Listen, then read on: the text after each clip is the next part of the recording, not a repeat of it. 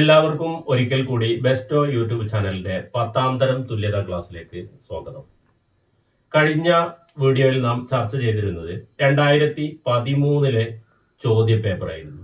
ഇന്ന് നാം ഡിസ്കസ് ചെയ്യാൻ തുടങ്ങുന്നത് 2014 ഗണിത ശാസ്ത്രത്തിന്റെ ചോദ്യ പേപ്പറുകളാണ്.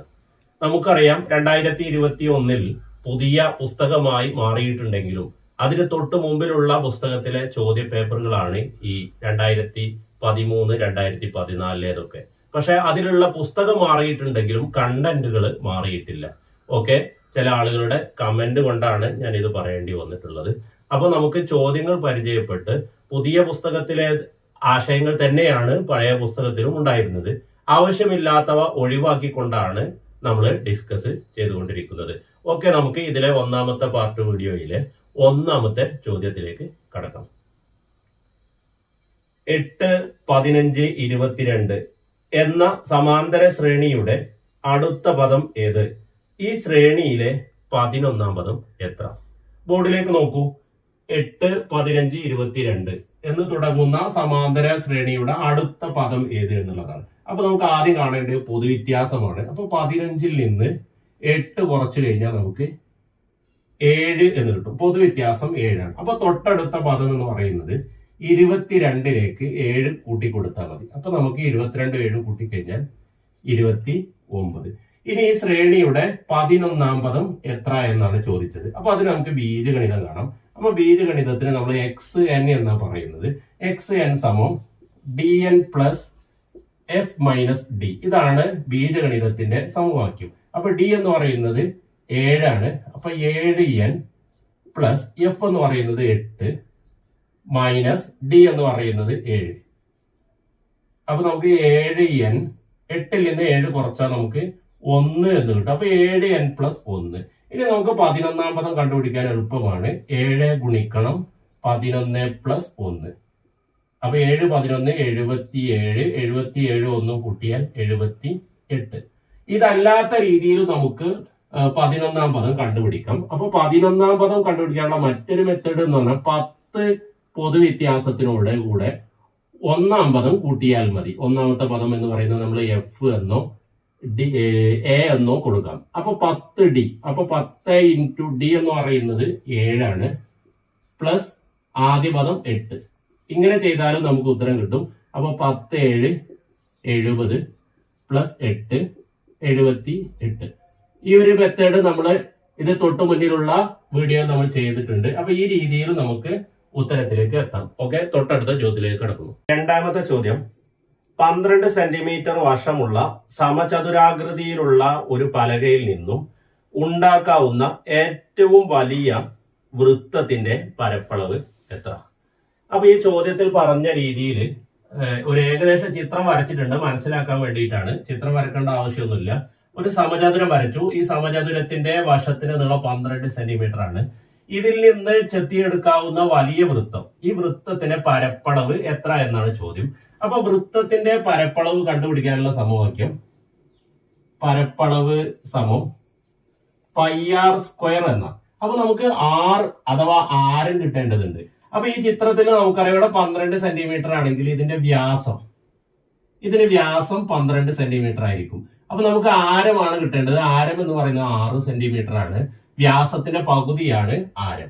അപ്പൊ ആരം എന്ന് പറയുന്നത് 6 സെന്റിമീറ്റർ. അപ്പൊ പരപ്പളവ് നമുക്കറിയാം π ഇൻറ്റു 6 സ്ക്വയർ.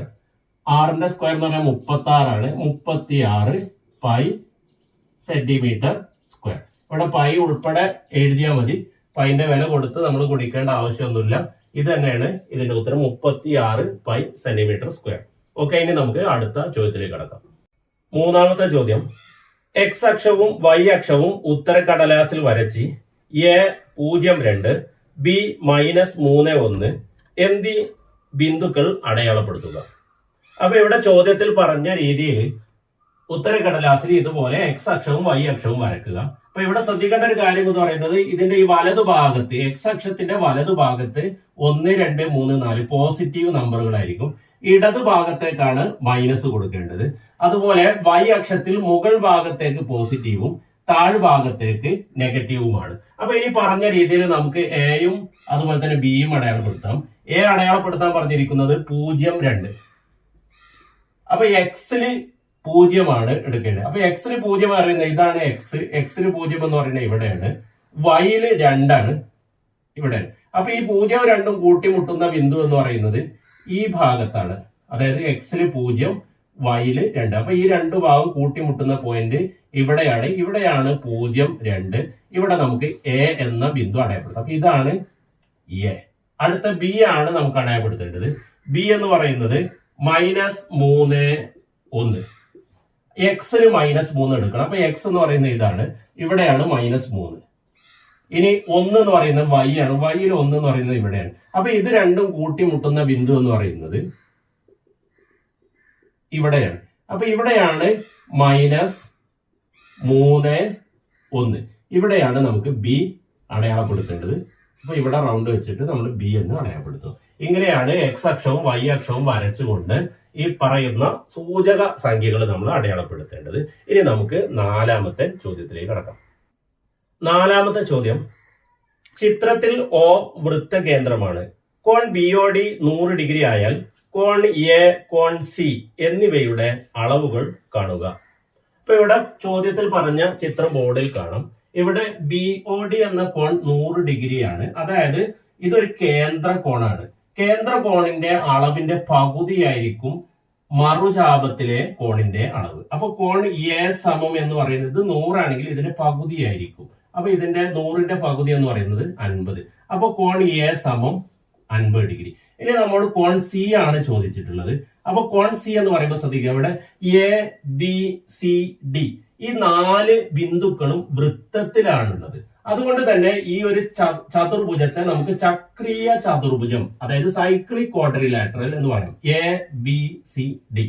അപ്പൊ ഈ ചക്രീയ ചതുർഭുജത്തിന്റെ എതിർ കോണുകൾ കൂട്ടിയാൽ 150 ആണ്. അതായത് എയും സിയും കൂട്ടിയാൽ 150 ആയിരിക്കും. ബിയും ഡിയും കൂട്ടിയാൽ 180 ആയിരിക്കും. അപ്പൊ ഇവിടെ എ സമം എന്ന് പറഞ്ഞാൽ നമുക്ക് 50 ആണ്. അപ്പൊ 180ൽ നിന്ന് 50 കുറച്ചാൽ നമുക്ക് കോൺ സിയുടെ അളവ് കിട്ടും. അപ്പൊ 180ൽ നിന്ന് 50 കുറച്ചാൽ 130 ഡിഗ്രി. ഓക്കെ, ഇത്ര എളുപ്പമാണ് ഇത്. അപ്പോ ഇനി നമുക്ക് അടുത്ത ചോദ്യത്തിലേക്ക് കടക്കാം. 5ാമത്തെ ചോദ്യം, മട്ടത്രികോണം ABCയിൽ കോൺ ബി സമം 90 ഡിഗ്രി ആകുന്നു. കോസ് എ സമം 4/5 ആയാൽ ടാൻ എയുടെ വില കാണുക. അപ്പൊ ഇവിടെ ചോദ്യത്തിൽ പറഞ്ഞ രീതിയിൽ ഞാനൊരു മട്ട ത്രികോണം വരച്ചിട്ടുണ്ട്. ഇതിൽ കോസ് എ സമം 4/5 എന്നാണ് പറഞ്ഞിട്ടുള്ളത്. നമ്മൾ കാണാൻ പറഞ്ഞിട്ടുള്ളത് ടാൻ എ സമം എത്ര എന്നുള്ളതാണ്. അപ്പൊ ഇവിടെ കോസ് എ എന്ന് പറയുമ്പോൾ എ എന്ന കോണിന്റെ എതിർവശം ബൈ സമീപവശം, അതാണ് സൈൻ എന്നുള്ളത്. എന്നാൽ കോസ് എന്ന് പറയുമ്പോൾ സമീപവശം ബൈ കർണം. എ എന്ന കോണിന്റെ സമീപവശം ബൈ കർണം. അപ്പൊ എ എന്ന കോണിന്റെ സമീപവശം എന്ന് പറഞ്ഞാൽ ഇതാണ്. ഇത് 4 സെന്റിമീറ്റർ. കർണം എന്ന് പറയുന്നത് 5. ഇനി നമ്മൾ ടാൻ ആണ് കാണാൻ പറഞ്ഞത്. അപ്പൊ ടാൻ എന്ന് പറഞ്ഞാൽ എതിർവശം ബൈ സമീപവശം എന്ന. അപ്പൊ എയുടെ എതിർവശം എന്ന് പറയുന്നത് ഇതാണ്. ഈ കോണിൽ ഈ വശത്തിന്റെ അളവ് തന്നിട്ടില്ല.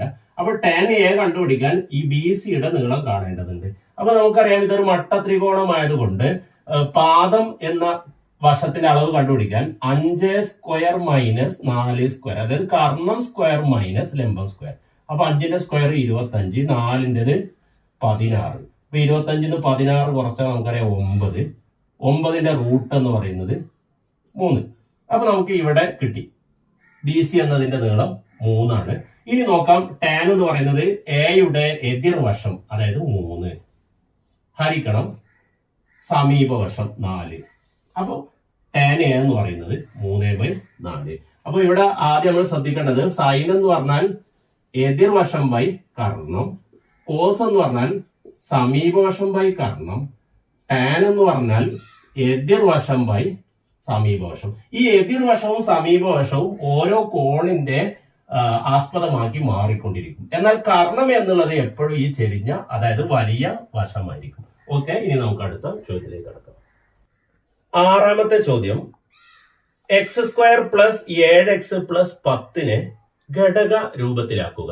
ഇത് മൂന്നാമത്തെ അധ്യായവുമായി ബന്ധപ്പെട്ട ഒരു ചോദ്യമാണ്. അപ്പൊ ഇവിടെ ശ്രദ്ധിക്കുക, ഇതൊരു രണ്ടാകൃതി സമവാക്യമാണ്. രണ്ടാകൃതി എന്ന് പറയുമ്പോൾ എക്സിന്റെ മുകളിൽ 2 വരുമ്പോഴാണ് ഇതിനെ നമ്മൾ എക്സ് സ്ക്വയർ അഥവാ രണ്ടാകൃതി സമവാക്യം എന്ന് പറയുന്നത്. അപ്പൊ രണ്ടാകൃതി സമവാക്യത്തിൽ ആദ്യം നമ്മൾ ശ്രദ്ധിക്കേണ്ടത് എക്സിന് മുന്നിൽ 1 ആണ്, അടുത്ത സംഖ്യ 7 ആണ്, എക്സിന്റെ മുന്നിൽ 7 ആണ്, ഇവിടെ എക്സ് സ്ക്വയറിന്റെ മുന്നിൽ 1 ആണ്. അപ്പൊ ഈ 7ന്റെ പകുതിയുടെ വർഗമാണോ ഇത് എന്ന് നോക്കാം. 7ന്റെ പകുതിയുടെ വർഗം, 7ന്റെ പകുതി പറയുമ്പോൾ 7/2 ആണ്. അപ്പൊ 49/4 അതല്ല ഇവിടെ. അപ്പൊ ഇതിനെ നമ്മൾ ചെയ്യേണ്ടത് മറ്റൊരു രീതിയിലാണ് ഇതിനെ ഘടകമാക്കേണ്ടത്. അപ്പൊ നേരത്തെ പറഞ്ഞ സമവാക്യമല്ല എന്ന് ഉറപ്പുവരുത്തിയതിനു ശേഷമാണ് ഇങ്ങനെ ചെയ്യേണ്ടത്. അപ്പൊ ഇത് ചെയ്യാനുള്ള മാർഗം എന്ന് പറയുന്നത് ശ്രദ്ധിക്കുക, ഇവിടെ 10 എന്ന് പറയുന്നത് 2 സംഖ്യകൾ ഗുണിച്ചാൽ കിട്ടുന്നതാണ്. അതുപോലെ ഇവിടെ 7 എന്ന് പറയുന്നത് അതേ സംഖ്യകൾ കൂട്ടിയാൽ കിട്ടുന്നതാണ്. അതായത് 2 സംഖ്യകൾ കൂട്ടിയാൽ 7 കിട്ടണം, അതേ സംഖ്യകൾ ഗുണിച്ചാൽ 10 കിട്ടണം. അപ്പൊ നമുക്ക് പെട്ടെന്ന് മനസ്സിലാക്കാൻ പറ്റും, 2 ഗുണിക്കണം 5 ആണ് 10. ഈ സംഖ്യകൾ കൂട്ടിക്കഴിഞ്ഞാൽ നമുക്ക് 7 കിട്ടും. അപ്പൊ ഇങ്ങനെയാണ് ഇതിനെ ഘടകങ്ങളാക്കുന്നത്. അപ്പൊ ഘടകങ്ങളാക്കുമ്പോൾ ശ്രദ്ധിക്കുക, 2ഉം 5ഉം ആണ് ഉത്തരം. അതായത് എയും ബിയും നമുക്ക് കിട്ടിക്കഴിഞ്ഞു. അപ്പൊ നമ്മൾ ചെയ്യുന്നത് നോക്കാം. എക്സ് പ്ലസ് 2 എക്സ് പ്ലസ് 5 ഇതാണ് ഇതിന്റെ ഉത്തരം. അപ്പൊ ഒന്നുകൂടെ ശ്രദ്ധിക്കുക, ഈ അവസാനത്തിലുള്ള സംഖ്യ 2 സംഖ്യകൾ ഗുണിച്ചാൽ കിട്ടുന്നതാണ്, അതേ സംഖ്യകൾ കൂട്ടിയാൽ കിട്ടുന്നതാണ് 7. അപ്പൊ 10 എന്നുള്ള സംഖ്യ 2 ഗുണിക്കണം 5, ഇതേ സംഖ്യകൾ കൂട്ടിയാൽ നമുക്ക് 7 കിട്ടും. അപ്പൊ ഇവിടുത്തെ ഉത്തരം എന്ന് പറയുന്നത് X plus 2 X plus 5. Okay, ഇനി നമുക്ക് അടുത്ത ചോദ്യത്തിലേക്ക് കിടക്കാം. 7ാമത്തെ ചോദ്യം, 12 സെന്റിമീറ്റർ ഉയരവും 5 സെന്റിമീറ്റർ ആരവുമുള്ള ഒരു വൃത്തസ്തൂപികയുടെ ചെരിവുയരം കാണുക. ഈ സ്തൂപികയുടെ പാർശ്വതല പരപ്പളവ് എത്ര? ഇതിന്റെ വ്യാപ്തം എത്ര? അപ്പൊ ഇവിടെ നോക്കാം, ഇതിന്റെ ഒരു ഏകദേശ ചിത്രം ഞാൻ ഇവിടെ വരക്കുന്നുണ്ട്. വൃത്തസ്തൂപിക, ഇതാണ് വൃത്തസ്തൂപിക ആകൃതി.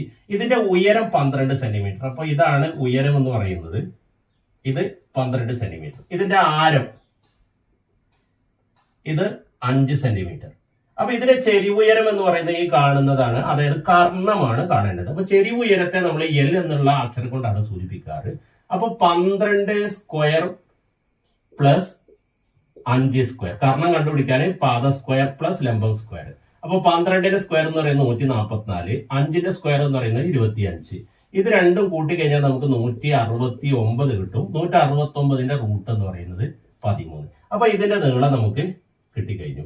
ഇനി ചോദിച്ചിട്ടുള്ളത് 2ാമത്തെ ചോദ്യം, ഇതിന്റെ ചെരിവുയരം, ഇവിടെ ചെരിവുയരം കിട്ടിക്കഴിഞ്ഞു. ഇനി ഇതിന്റെ വക്രമുഖ പരപ്പളവ്, അതായത് പാർശ്വതല പരപ്പളവ് കണ്ടുപിടിക്കാൻ. ഇതിന്റെ പാർശ്വതല പരപ്പളവ് എന്ന് പറയുന്നത് നമുക്കറിയാം πr/l. πr/l ഇതാണ് ഇതിന്റെ പാർശ്വതല പരപ്പളവ് എന്ന് പറയുന്നത്. അപ്പൊ π ഇൻറ്റു r എന്ന് പറയുന്നത് നമുക്ക് 5 എന്ന് കിട്ടി, l എന്ന് പറയുന്നത് 13.